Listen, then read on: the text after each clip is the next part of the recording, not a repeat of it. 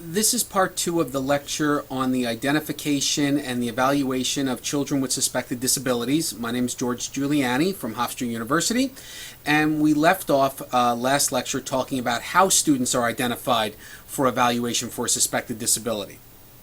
Our next topic in this lecture will be parental consent. And what you need to understand is that before any evaluations, before any testing, and any placement can be done, there must be parental consent. Let me repeat that. In special education, before you can do any evaluation of a child, before you can do any testing of a child, and before you can place any child in special education, there has to be parental consent. And IDEA lays out three very specific criteria for parental consent, and you must have all three of these. First, the parent has been fully informed of all information relevant to the activity for which consent is sought in his or her native language or other mode of communication. Okay, what does that mean? First, the parent has been fully informed of all information relevant to the activity for which consent is sought. This part of the definition of consent tells us that the parent has been fully informed of all the information. Okay, the parent has been given all the information that he or she needs in order to make a decision about whether or not to have the child evaluated or not. And it says the parent has been fully informed of all information relevant to the activity for which consent is sought. Well, the activity for which consent is sought in our example is the initial evaluation of a child for suspected disability. So the first part of consent says you have to be sure that the parent has been given all the information in order to make a decision. No different than any type of decision where, suppose you want to buy a car. Before you buy a car, you want to know everything about that car. You want to know about the mileage. You want to know about how much gas mileage the car gets. I just repeated that. You want to know about how it handles in the weather. You want to know if it's been in an accident. You want to know everything about this particular car before you buy it. And that's what we're talking about here. Before the parent makes a decision, have we as a school district given the parent all the information? And this information has to be given in his or her native language or other mode of communication. Now, native language is defined under IDEA.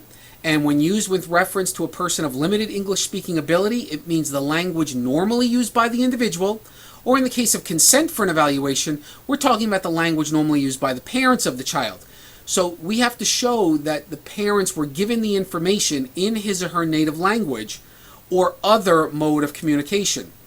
And other mode of communication, this means communication normally used by individuals who are deaf, or blind, or have no written language, and it may include Braille, sign language, oral communication, or some form of technologically enhanced type of communication.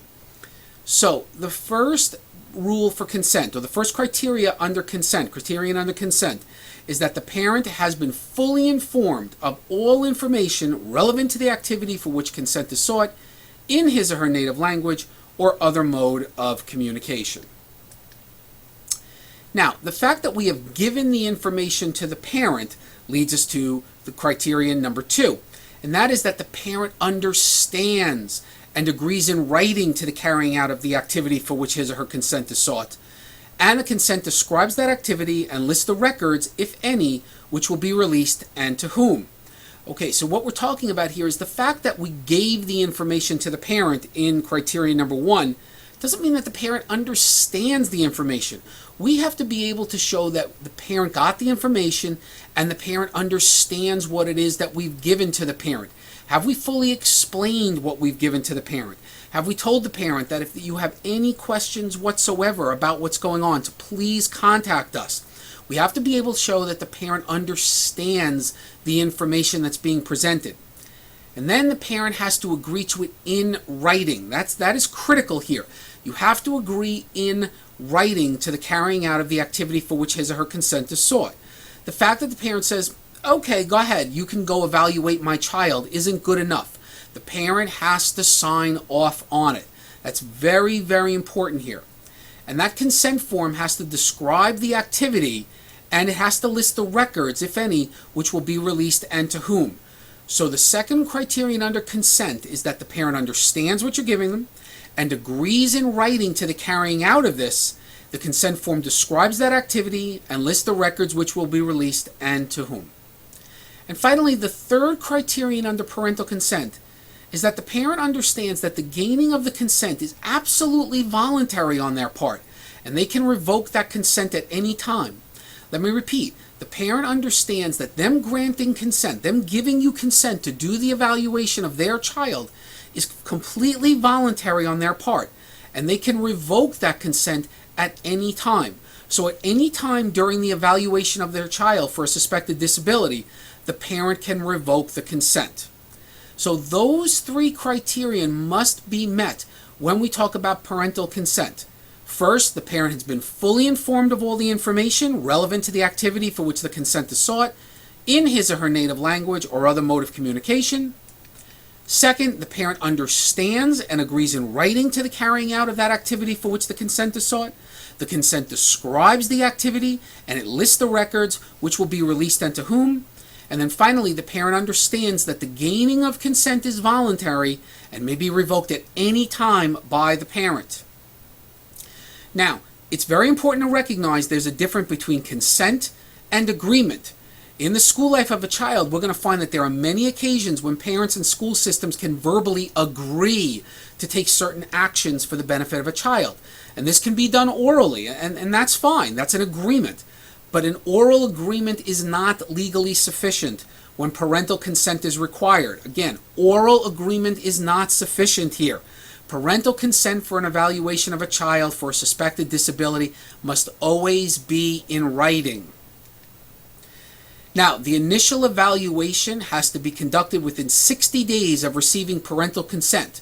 So, when the parent signs off and says, I am giving you consent to evaluate my child for a suspected disability, the school district has 60 days to get it done. 60 days to get it all done. And not surprisingly, the evaluation of a child for a suspected disability has to be performed before any action is taken with regard to an initial special ed placement.